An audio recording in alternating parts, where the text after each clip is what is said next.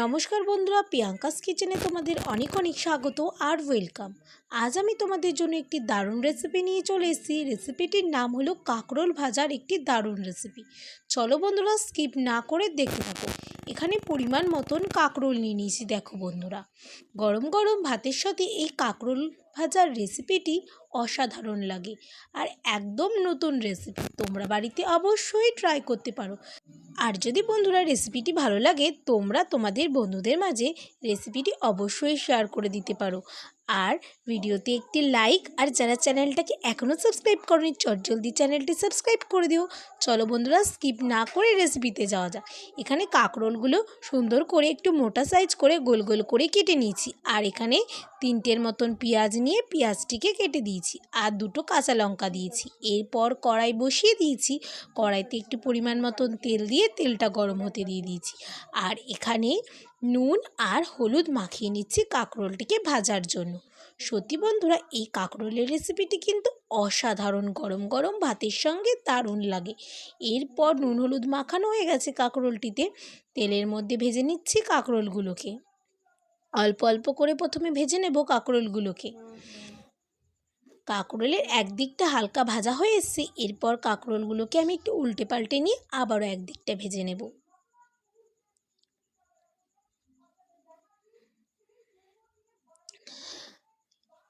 কাঁকরোলগুলো খুব সুন্দর করে লাল লাল করে পুরো ভেজে তুলে নেব। একদমই লাল লাল করবে না, তাহলে পুড়ে যাবে। একটু হালকা মিডিয়াম লাল লাল হলে কাঁকরোলগুলো ভেজে তুলে নেব একটি সার্ভিং প্লেটে। কাঁকরোলের এই রেসিপিটি একটি দারুণ রেসিপি, গরম গরম ভাতের সঙ্গে দারুণ যাবে। আর বৃষ্টির দিনে এই কাঁকরোল ভাজার রেসিপি অসাধারণ রেসিপি। এরপর কাঁকরোল ভাজাটি হয়ে গেছে, সার্ভিং প্লেটে নামিয়ে সার্ভ করে নিচ্ছি। এরকম করে সব কাঁকরোলগুলোকে আমি ভেজে এবং তুলে নেব।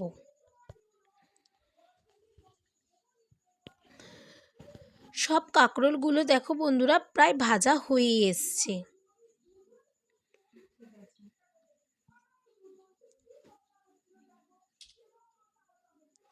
কারা কারা কাঁকরোল ভাজা খেতে পছন্দ করো আমাকে অবশ্যই কমেন্ট জানিও। দেখো বন্ধুরা, সব কাঁকরোলগুলো আমি ভেজে সার্ভিং প্লেটে নামিয়ে নিয়েছি। এরপর চলে আসছি কড়াইতে কাঁকরোল ভাজার তেল ছিল, এর মধ্যে পেঁয়াজ কুচি দিয়ে দিলাম। এখানে আমি 2টোর মতন পেঁয়াজ ব্যবহার করেছি। পেঁয়াজ দিয়ে পেঁয়াজটি ভালো করে ভেজে নেব, গ্যাসের flame high to medium flame করে। পেঁয়াজটা হালকা ভাজা হতে হতেই এর মধ্যে দিয়ে দেবো কাঁচা লঙ্কা কুচি। আমি এখানে 5 থেকে 6টার মতন কাঁচা লঙ্কা দিয়েছি। তোমরা ঝালের পরিমাণ বুঝে অ্যাড করে কাঁচা লঙ্কাটি দেবে। এরপর কাঁচা লঙ্কা আর পেঁয়াজটি আবারও ভেজে নিয়েছি। ভেজে নেওয়ার পর ভাজা ভাজা হয়ে এসছে পেঁয়াজটি। এরপর সব কাঁকরোল ভাজাগুলোকে দিয়ে আবারও নাড়িয়ে চাড়িয়ে কাঁকরোল ভাজাটিকে একটু হালকা ভেজে নিচ্ছি।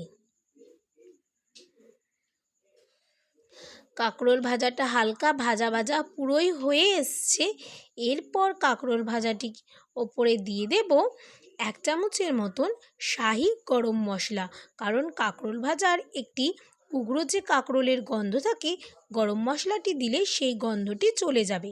তাহলে রেসিপিটি খেতেও লাগবে অসাধারণ আর এর স্বাদও হবে অতুলনীয়। এরপর কাঁকরোল ভাজার রেসিপিটি আমার এখানেই কমপ্লিট হয়ে গেছে। এরপর সার্ভিং প্লেটে নামিয়ে সার্ভ করে নিচ্ছি কাঁকরোল ভাজার রেসিপিটি। তোমাদের কেমন লাগলো বন্ধুরা আমার এই কাঁকরোল ভাজার রেসিপিটি আমাকে কিন্তু অবশ্যই কমেন্টে জানিও। আর রেসিপিটি ভালো লাগলে ভিডিওতে লাইক দিতে একটু ভুলো না বন্ধুরা। আর যারা যারা চ্যানেলে নতুন, চ্যানেলটা এখনও সাবস্ক্রাইব করোনি জলদি চ্যানেলটি সাবস্ক্রাইব করে দিও। নতুন নতুন ভিডিও পেতে গেলে পাশে থাকা বেল বাটনটি অবশ্যই প্রেস করে দিও।